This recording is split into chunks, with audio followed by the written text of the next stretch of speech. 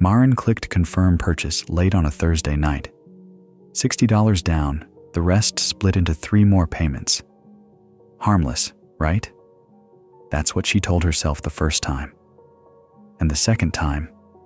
And the 36th time. 8 months later, she was sitting on her bathroom floor, scrolling through 17 different payment schedules, trying to figure out which one she could skip without destroying her credit score. She didn't blow her savings at a casino or on designer bags. She went broke the boring way, paying for convenience. Because the trap Maren fell into didn't look like a trap at all. It looked like convenience.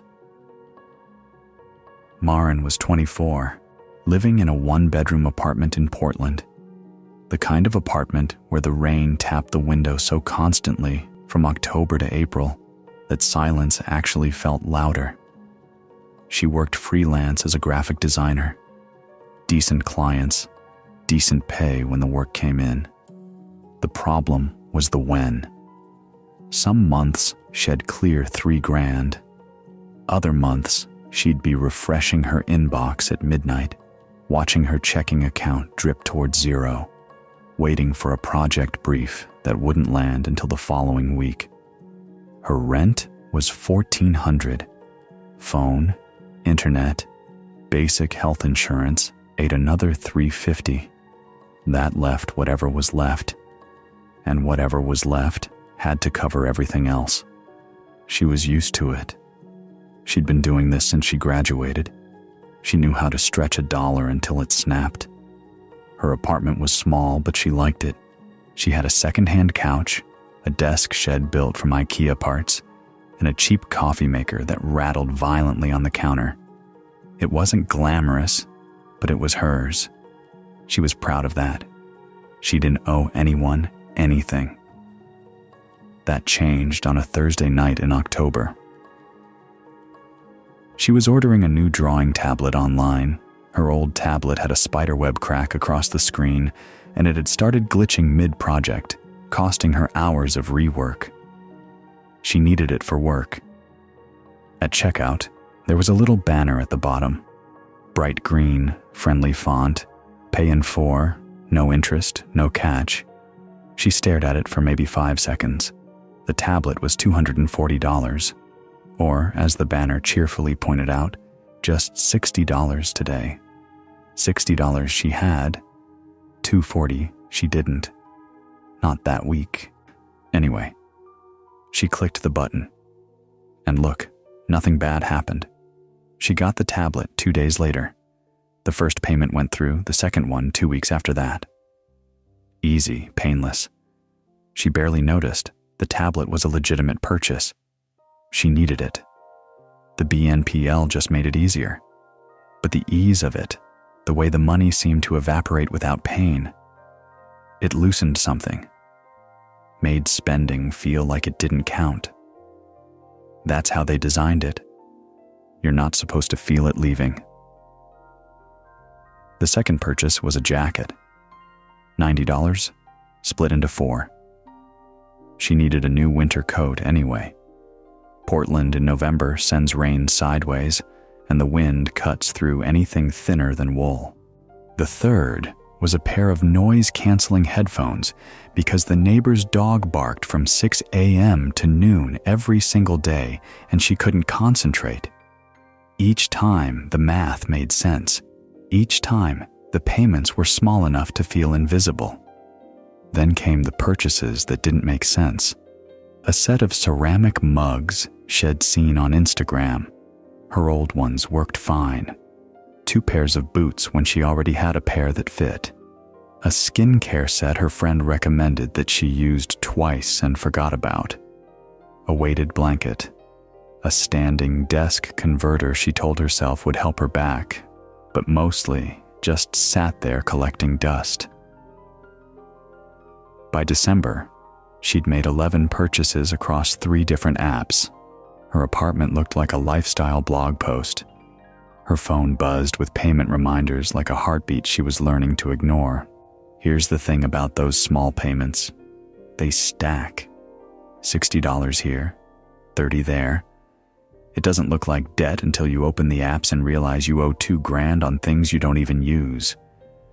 Maren sat down on the first Sunday of the new year and tried to figure out where she stood. She opened every app, every email confirmation, every text notification she'd snoozed. The total outstanding across all her installment plans was just over $1,200, plus another $1,000 she'd recently put on her credit card to cover daily expenses. Just under $2,200 total. She stared at the number on her notepad, and her hand was shaking. Not a lot, just enough for her to notice. $2,200. On a normal month, she could probably chip away at it, but January wasn't normal. A client she'd been counting on, a small agency that gave her steady work, restructured after the holidays and cut their freelance budget. Just like that, about $800 a month vanished from her pipeline. Another client pushed a project to sometime in Q2, which in freelance language means maybe never. Her income for January landed at $1,100. Rent was $1,400. She transferred $500 from a tiny emergency savings fund she'd been carefully building for 2 years. It covered the gap and the upcoming installments. She told herself she'd tighten up, eat cheaper, skip going out, shed handle it. February, 2 more clients delayed invoices. She sent polite follow-ups, then less polite ones. One paid after 3 weeks. The other ghosted her entirely. And meanwhile, the BNPL apps didn't care about her cash flow. The due dates came regardless. She drained the last of her savings. By March, she was forced to put her groceries on a credit card she'd been keeping at zero. She missed her first BNPL payment on a Wednesday. The notification was polite, almost friendly. Oops. Looks like your payment didn't go through. She covered it the next day by scrambling to borrow $50 from Venmo. But something shifted in her chest when she read that message. A tightness that settled in and didn't leave. She started waking up at 4 a.m., staring at the ceiling, running numbers in her head like a broken calculator. By March, she was juggling. That's the only word for it. Moving money between 2 bank accounts, timing transfers down to the hour, trying to make sure the right amount was in the right place before each auto deduction hit. She had stopped buying coffee out. Then she stopped buying lunch. She ate bread and whatever vegetables were cheapest at the store that week. She wasn't budgeting. She was just flat broke and pretending it was a choice. The lack of sleep was wrecking her work. She'd sit at her desk, the nice one with the standing converter she was still paying for, and stare at a design brief for 20 minutes without absorbing a single word. Her turnaround time slipped. A client sent a message asking if everything was okay, because the last 2 deliverables had errors she would have caught. She apologized, fixed them for free, and then sat in her chair with her hands over her face for a long time. Her friends noticed she'd stopped showing up to things. She blamed work, swamped, shed text back, rain check. The truth was, she couldn't split a dinner bill and keep a straight face. She didn't want anyone to see what she'd turned into. Someone who had a standing desk and a weighted blanket, but couldn't buy groceries without doing mental math in the aisle. The worst part was the shame. Because everything she owed money on, except that first tablet, was stuff she didn't need. Not really, she knew that. The mugs, the boots she wore twice. That skincare set still half sealed in her bathroom cabinet. Every object in her apartment started to feel like a small accusation. April hit hard. Her landlord left a typed note under her door. Rent was 9 days late. She had until the end of the week or he'd begin the formal process. She read the letter standing in her hallway, shoes still on, bag still over her shoulder. She read it twice. Then she sat down on the floor right there in the hallway, back against the wall, and just stayed there. She didn't cry. She wanted to, but it wouldn't come. She felt like a coat hanging on a door, something shaped like a person, but with nothing holding it up. Her hands were cold, even though the apartment was warm. She could hear the neighbor's dog barking through the wall, muffled, distant, like it was coming from underwater. That night, around 3 a.m., she called her brother. Callum lived in Denver. He was 31, worked in logistics, practical to the bone, and the kind of guy who had a savings account before he had a driver's license. They weren't super close. Talked maybe once a month, usually surface level stuff. Callum picked up on the fourth ring. "Groggy, Marin? What's going on?" She told him everything. Every app, every installment, the late rent, the poor dinners, the lying to friends. She talked for maybe 20 minutes straight, and he barely said a word. When she was done, the line was quiet. Not a comfortable quiet, a long, heavy silence. "How long?" he asked. "Since October." Another silence. She could hear him exhale through his nose, slow and heavy. She braced herself for a lecture. For I told you so, even though he'd never told her anything because she'd never told him anything. Instead, he said something she didn't expect. "I did something similar in college. Credit cards. Took me 2 years to dig out. I never told anyone." That cracked something open in her. Not because it fixed anything, but because she suddenly wasn't the only person in the room who'd been stupid with money. "All right," he said. "Open your laptop. We're doing this right now." He made her list every single debt. He stayed on the phone while she did it. It took almost an hour. When the spreadsheet was done, the total stared back at her. Over $1,200 across the apps. $1,000 on her credit card, plus her $2,800 overdue rent.